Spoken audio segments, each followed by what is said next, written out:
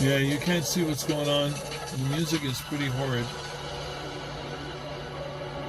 Let me see if there's anything better to listen Today we'll to. discuss three major topics affecting Tesla, the business and the stock. First, as we head into the final month of the year, Tesla's going all out to ensure a record quarter and a record year end. They just announced a brand new referral program, and this one you need to know. It's very lucrative. Refer Tesla to someone, and if they buy, you get $1,000, and they get $2,000 off. Plus, this new promotion in China, where Model Y buyers get an additional $1,380 off. We'll show a video just how busy Tesla China's showrooms are right now. So what will happen to the stock? Many are expecting a possible run-up, as fund managers who don't own a name are likely to buy as window dressing effect. Second, there are ramifications for Elon. First speed bump was nice. Gavin Newsom has announced plans to reboot their state program for EV adoption, and in a dumb move, the plans will exclude Tesla from EV buyer credits. Elon Musk responded to this, calling this insane. Third, is there potential of Elon selling Tesla stock? Recent rumors suggesting Elon might buy TV network MSNBC. People are very upset with Elon's tweets and political moves, but on the other hand, Neuralink just announced a trial that will allow paralyzed people mind control of their robotic hand. So joining me today is Yashu Sharma. Yashu has his own YouTube channel called Hit That Bid. Follow him on his X account as well. Thank you, Yashu. Thanks for having me, Robert. Yeah, lots of exciting things to talk about today. Another speed bump. These are the three topics you wanted to talk about because they're important right well now. Done. What's going on with Elon and the political impact and so forth.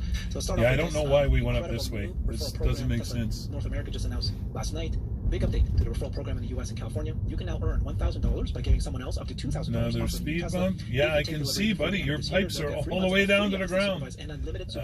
Yeah. Not well designed, eh? Very, very successful program. In addition, you got this sorry for China, you, where they're offering anybody buys a Model Y 10,000 won off.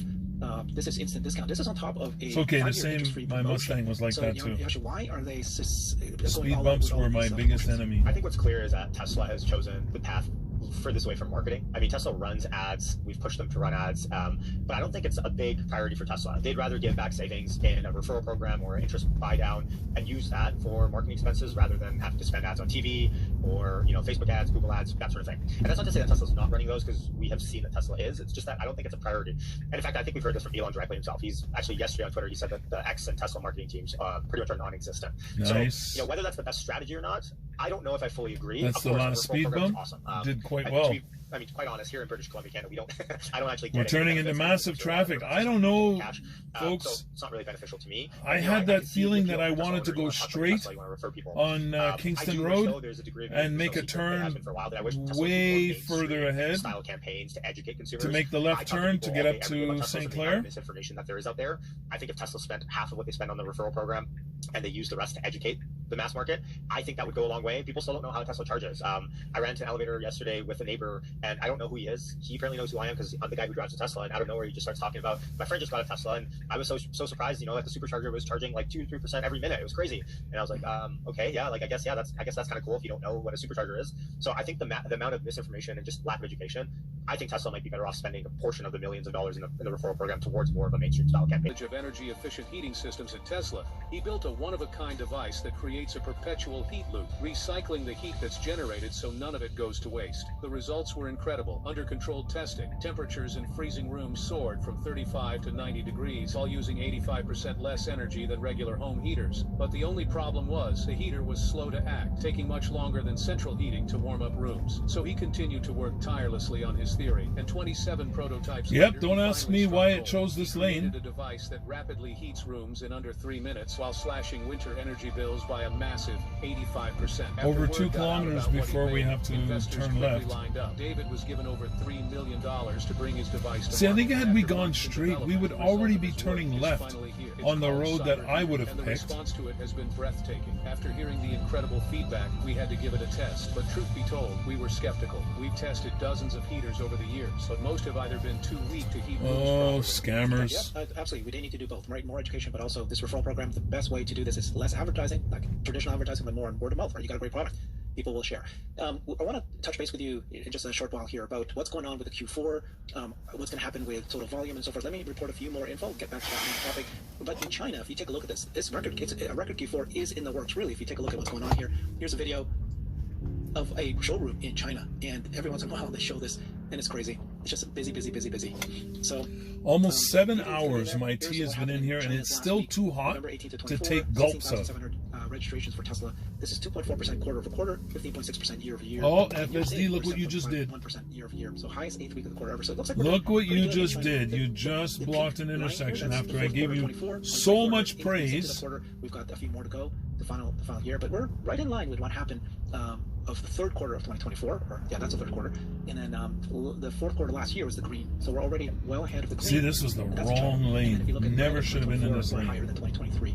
What you're thinking about the performance? Another person turning left. Yeah, China's an interesting market. Of course, like relatively speaking, those are good numbers. But if you asked us 2 years ago, they're probably disappointing. But all things considered, with the market, with how weak, honestly, the Chinese economy has been, those are great numbers. The one thing to remember with China is like the reason, a large degree, in my opinion, the reason that Tesla saw the weakness that it saw for a large portion of the year is because of how weak the Chinese economy was. And only recently, and a good indicator, I was talking to someone who I think is quite smart, and they were saying, you know what is a really good indicator of how well the Chinese economy is doing? And I said, what? He said, it's the amount of flights that you see coming in from mainland China into Vancouver. And he was trying to explain this kind of theory that he has of throughout the first half of the year, the amount of flights from China into Vancouver cut by a drastic amount. And it's only in the last month or so that if you look at the flight volume, it's picking back up quite incredibly so. And I think that really... Come on, let's go! Seeing maybe a little bit here with Tesla China and the strength of the consumer in China.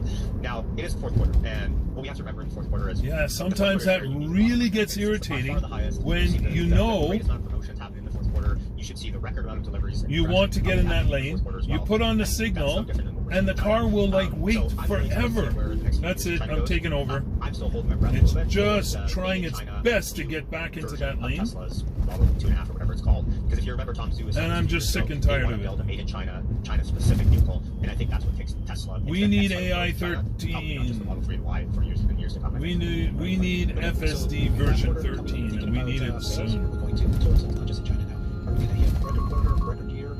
That was disastrous. Trying to stay in that lane when everybody's turning left, just doesn't make any sense. Come on, you guys at FSD. There's a pretty prevalent thought out today that margins are going to decline massively so for Tesla because of these promotions and referrals and all that sort of stuff that we're seeing.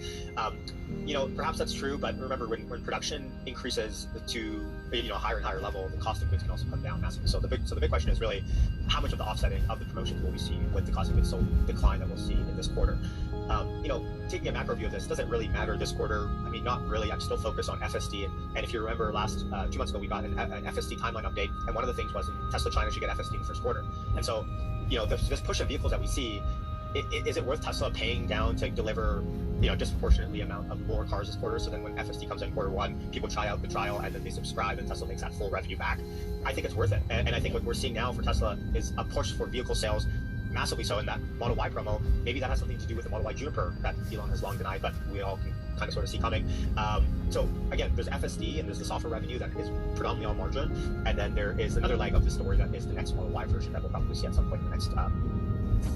Nope, couldn't do it.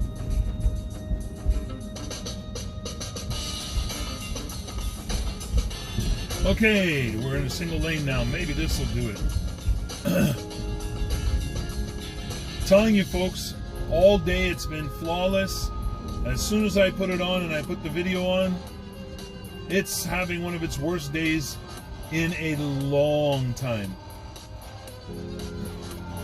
I'm usually fighting it on HOV lanes where it's constantly trying to get out of the HOV, and I'm constantly taking over and telling the team at Tesla and FSD that HOV's proper use is as a traveling lane, and it's used for specific vehicles. Survey that was done, and looks like there was 25 provinces, 45 cities across China, a total of 12,000 respondents, pretty decent size, 15th consecutive year that they did this, and then you can see the rankings here.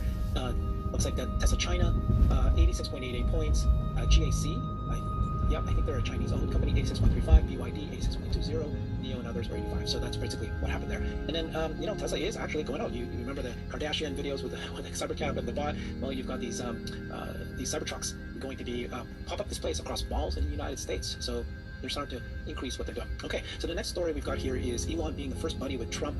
California Governor Gavin Newsom. There's ramifications. Here's what's happening here in California. So Newsom came out and said that there's plans to reboot the state program. So if Trump gets rid of the 7,500 EV credit, Gavin Newsom or California will do a new proposal. The problem is they're going to leave out Tesla. So it's getting very political here. They unveil plans to offer state incentives to EV buyers if Trump repeals a federal subsidy after he takes office next year. He said in a statement that a program California phased out in 2023 could be rebooted to provide car buyers relief, and that the current proposal includes market share limitations that would exclude Tesla's popular EV models. That's all that it says right there.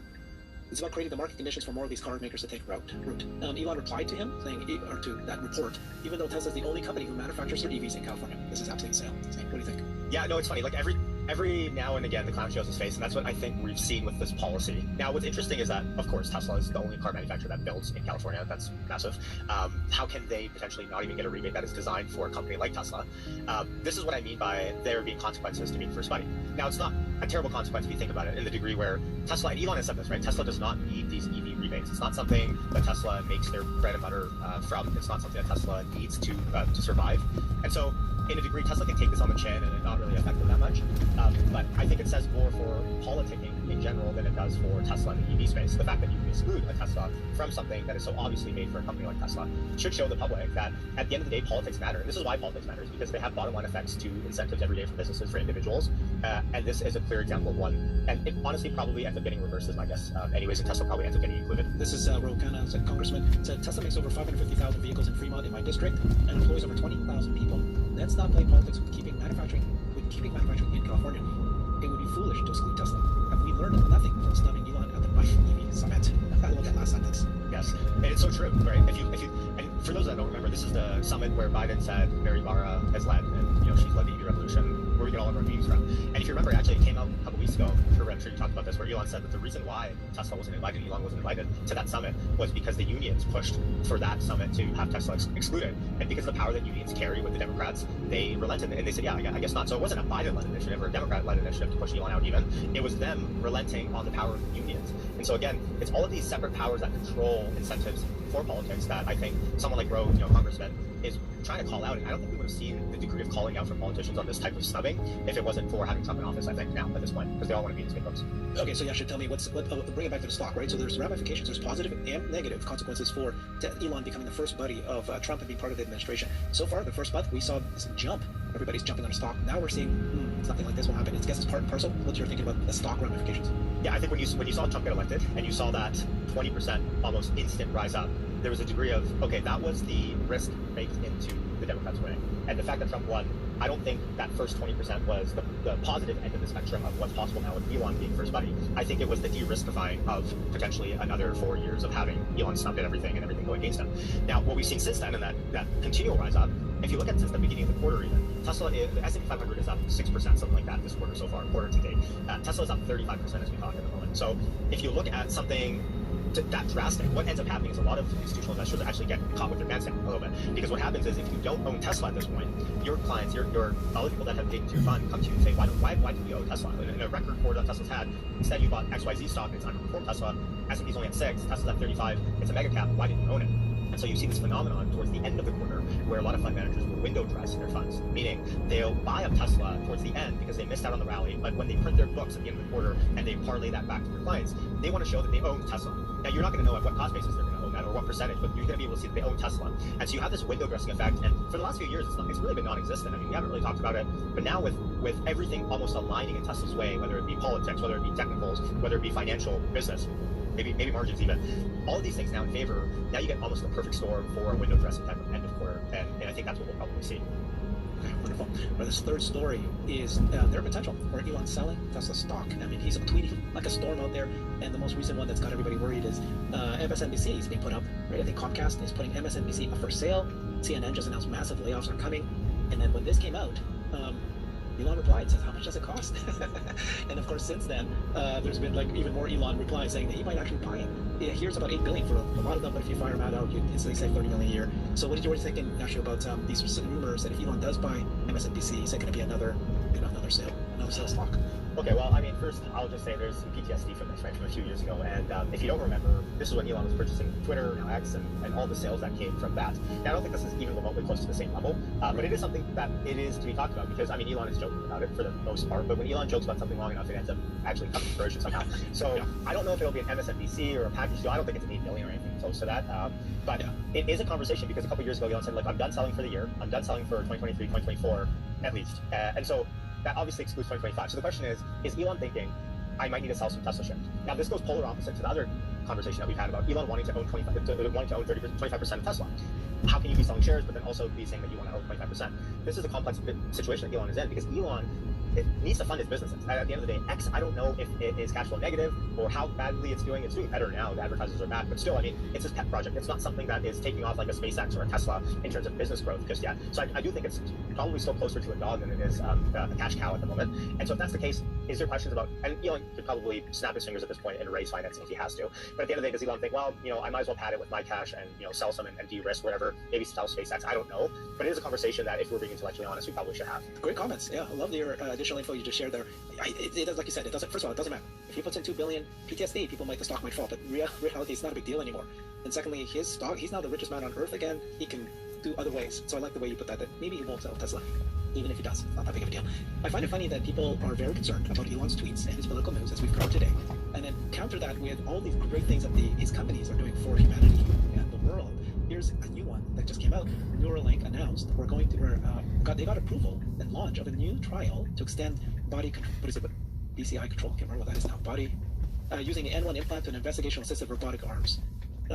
This is an important first step towards restoring not only digital freedom but also physical freedom. So this is going to let people like who's a quadriplegic to be able to integrate the robotic hand. And then this guy Chris Dubbitt replied to me. He said, "I'm paralyzed quadriplegic from a broken neck when I was 18. I can move my arms but have no dexterity in my fingers. 49 now. This is a wonderful news. Can't wait for the future. Elon and all of his companies for the win." This is his photo here where he can't really move his arms. But this is a reminder of what the hands look like. And they're going to integrate the Tesla hands, the Optimus hands, with Neuralink. Yeah, no, it's crazy stuff. This is sci-fi, right? Like at the end of the day, so yeah, look at that. That is insane, really. So how could you want to impede the progress of what Elon is doing, whether it's at SpaceX, at Tesla, at Neuralink, maybe Boring Company to a lesser degree? At the end of the day, I think history is going to look bad. It's going to look unkindly on people that tried to slow the progress here. Yeah, the BCI's brain-computer interface. I made that mistake. Okay, so just amazing. Thank you so much, Yashu. Appreciate your time with us today. You just brought tremendous information that I hadn't even thought of important. Thank you so much. Follow Yashu on his YouTube channel. Hit that bid, and then you are on X, right? Still doing these stock closing lives, right? Yep, every now and then. Yes. Yeah. Perfect. Check him out there at 1 o'clock Pacific time. He'll tell you exactly what happened with the stock. Perfect. Give us commentary. Thank Awesome. you. Thanks everyone. Take care. Bye. I've created a website that is the most comprehensive resource for the Tesla investor. Please check it out. Simply go to. Okay, destination reached. So, folks, I hope you enjoyed that. It was a long one, but I will be editing this down. So remember, we never give up, we never give in, but we keep an open mind because that's how we gather our knowledge, and knowledge is our power. Love you all. Stay safe, stay healthy, and above all, stay as happy as humanly possible. Ciao for now.